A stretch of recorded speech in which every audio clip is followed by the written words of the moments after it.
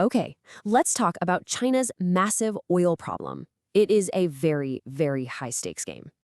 So, first question. Any guesses who the world's biggest buyer of crude oil is?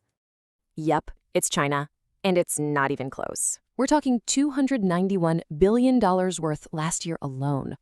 And just look at that gap. China spends nearly double what the United States does. That's huge. So all that imported oil, well, it's actually a huge economic vulnerability for them. And here is the real choke point. Half of that oil comes from one very volatile region, the Persian Gulf. If that supply gets cut off, you're looking at a classic stagflationary shock. Really nasty stuff. Beijing has been purchasing nearly 90% of Iran's crude oil supplies, but since the recent U.S.-Israel strikes on Iran, oil exports coming through the Strait of Hormuz have come to a standstill. So how does that actually play out? Well, it hits the economy in three direct ways. Think of it like a tax. When oil prices spike, it hits manufacturing costs hard. And here's the math. A 10% jump in oil prices bumps up the producer price index by 1%. And it doesn't stop there. A crisis in Hormuz makes everything they export more expensive.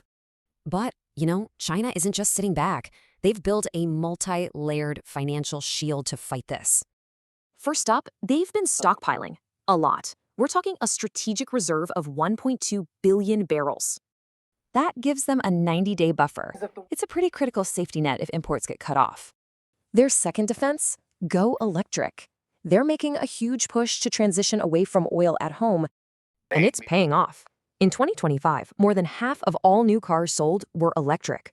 That kills fuel demand. And shield number 3, don't put all your eggs in one basket. They're buying oil from everywhere now. But even with all these defenses, this is still a massive long-term risk. The game is far from over. So you've got two possible outcomes. Is China the engine for global growth? Or does this drag everyone down? It all comes down to this one critical question. Can their defenses actually outrun their dependency?